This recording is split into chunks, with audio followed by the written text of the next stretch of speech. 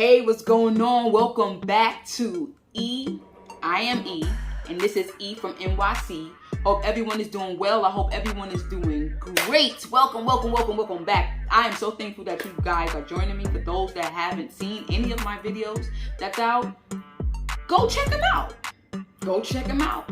You may love them, you may like them, or you may not. I mean, teach his own. But at any rate, I'm going to say this once, and I'm not going to say it again throughout the video, so don't worry. Make sure you guys subscribe, like, share, comment, do all that good stuff so the masses can see my videos and enjoy them just like you are, okay? But let me get right to the point. This video is going to be a video of series that's going to be called Let's Talk About It, okay? You got to do your fingers like this when you say it. Let's talk about it. You know how you out-of-towners and you people from out of the country think that we all sound like the gangsters in gangster New York movies. Talk about it, you know what I'm saying? Freaking forget about it. No, we don't sound like that. But this segment is called Let's Talk About It. So anyway, we're going to get right to the tippy top. This series is not going to be basically about my coming out story, but some of it is going to have, you know, some of the stories of when I came out or whatever. But this series is basically about me, my adventures and dating and relationships and the mishaps and the chat line days and the social media and the dating apps and just the crazy journeys that me and my best friend went on when we came out and just discovering everything. We did some crazy wild stuff. Trust me, we're gonna talk about it. But this video right here is gonna be the first video of the series. So I'm gonna take it to the tippy top, like I said before. I'm not gonna go too in deep about my childhood, but I'm just gonna mention a little bit about it right now. So here we go. Let's talk about it. Alright, so we're gonna talk about it. I don't know if you guys heard of Sigmund Freud. He basically was a neurologist that had this theory that we were all born bisexual. We were all born bisexual and we gravitated towards the gender we felt more attracted to. Some of us were attracted to both and we stuck with that, and some of us went that gender or that gender. You know what I mean? That's what he felt. Do I feel like that? Do I feel like that's the theory? I can only speak on myself, but in my childhood, that was kind of like the theory because, of course, I don't remember when I came out of my mom's, but I could remember about 4 years old where I remember the little boys chasing me and I liked that. And I remember the little girls, I'm looking at them certain ways. So I remember liking both boys and girls at that age or whatever, but I always felt a little bit more something for girls. I don't know what it was, but I always felt a little more something for girls. And as I got older, the attraction was even more for women, and guys was just not the thing or whatever. They tried to talk to me and stuff like that, and I was flattered because who wouldn't be flattered that somebody find you attractive when you're younger, you know what I'm saying? But never, ever went that route. Okay, so boom, I just wanted to put that out there. If you guys ever want to know the other side of when I was younger, I would definitely let y'all know the feelings that I had, certain things that went on, blah blah blah. But this is not what the series is about. This series is more exciting. We're gonna get to more juicy stuff. So at any rate, I just wanted to tell y'all that part. But let me see. Back in the late 90s, early 2000s, or what have you, I came out. When I say I came out, that doesn't mean that I was with men and then I decided I wanted to be with women. What happened was I came out to my family. I specifically didn't come out, but the woman that I was seeing at the time, she sort of kind of put me out there, but it wasn't her fault. I mean, she wasn't being malicious about it. She had no idea or whatever. This is during the time where everyone had landline phones in their house. If you don't know what a landline phone is, it's basically a home phone. You know what I'm saying? If you're too young to know what a home phone is, then you don't supposed to be on the channel. But at any rate, yeah, so I remember my mom's coming to New York, and she's staying at my house, and everyone always said that my mother and I sound alike. They always say we look alike. You know, I see the glare in the glasses. Let me change these glasses for you people. Probably see the glare in this one too, but you guys can see my eyes better. Yeah. So, people would say, oh, I gotta be right. people always say my mother and I always sound alike. So I remember, this is how it went. I'm in the kitchen and I'm preparing something. Don't remember what I was preparing, but I remember being in the kitchen. And all I heard my mother say was my giving name. And then she said, "Your girlfriend is on the phone."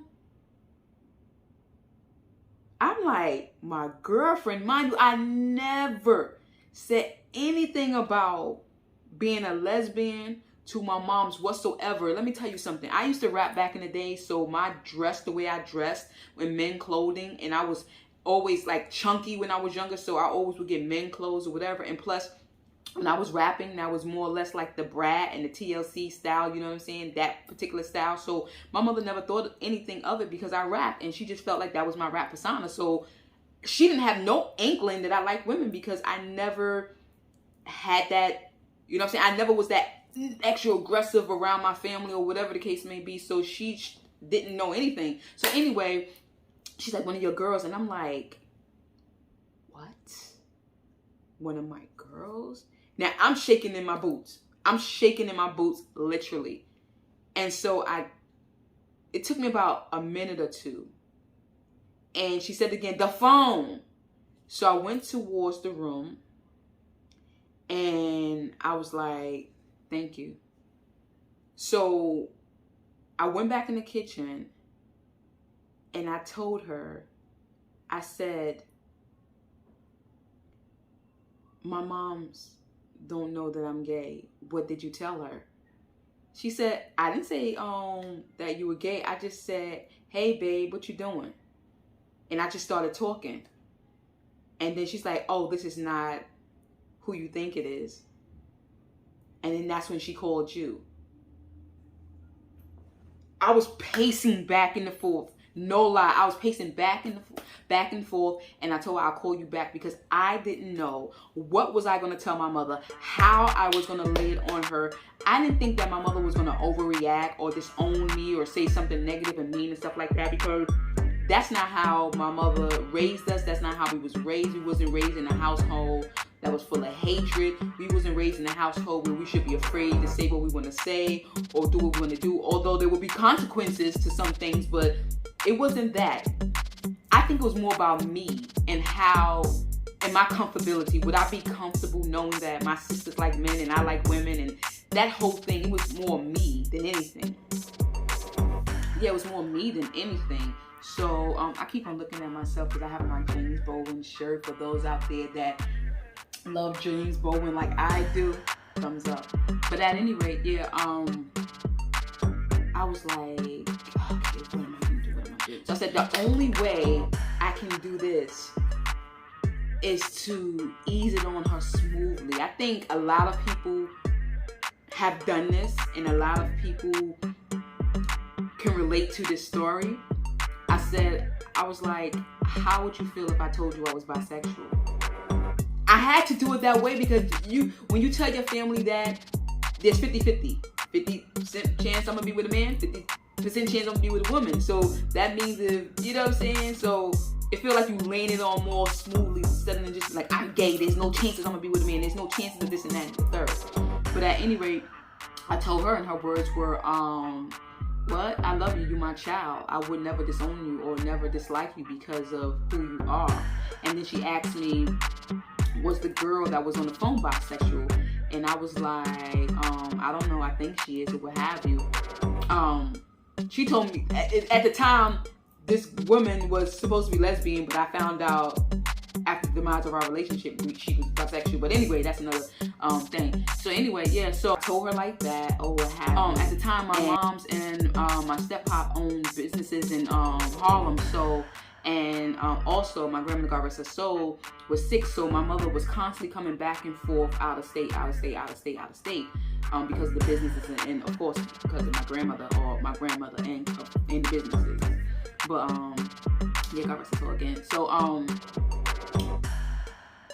I remember her also saying, make sure you don't parade that around the area.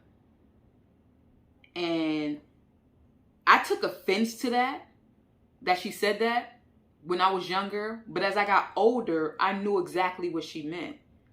it wasn't prevalent to see lesbians and studs and, you know what I'm saying, people that look like myself and a host of others out there. So she basically was protecting me. And at the time, I thought she meant, don't do that because you're going to embarrass us. So I thought that way, you know what I'm saying? But when you get older, when people tell you stuff when you're younger, you take things the way you want to take it without questioning or whatever. And once you get older, you realize that, okay, they were actually looking out for me. So that's what it was. She wasn't trying to, you know, make me feel bad about being who I was or who I am. She just was trying to protect me because there wasn't people out there that, people didn't see people like me every day. So she didn't want me to get harmed or touched or anything like that. So yeah, so that was that with my journey of coming out to my family. And after that, everything became smooth sailing. Like I never had to, some people, they live with their parents after they tell, you know, them their sexuality, but I wasn't living with my parents. So at the same right, I had so much freedom to be out there and do me and live my life, you know what I'm saying? So thank God for that I didn't have to go through that awkwardness that a lot of people have gone through or going through or whatever. Just keep your head up, you know what I'm saying? It's definitely going to get better. But yeah, so that's my whole coming out story. It's not anything drastic or tragic, and I'm so happy that it didn't. But the stories that I have for you guys is crazy. So this video is short because I just wanted to give y'all, you know, a little sneak peek and tell y'all about this series. Talk about a series that's gonna happen. So yeah, so I was gonna tell one of the tales, but I actually have somewhere to go. I'm actually going to the Museum of Modern Arts, and I have to be there at 5:30, and I think it's like almost 5 right now. So that's why I'm not telling y'all the story, but make sure y'all stay tuned because I have some stories for you guys. I hope you guys enjoyed that a little bit. So make sure, again, you put your 2 fingers like this. And what we gonna say? Let's talk about it. Let's talk about it. Let's talk about it. Let's talk about it. Let's talk about it. Until next time, people, stay safe, be blessed, and I'm out. Peace.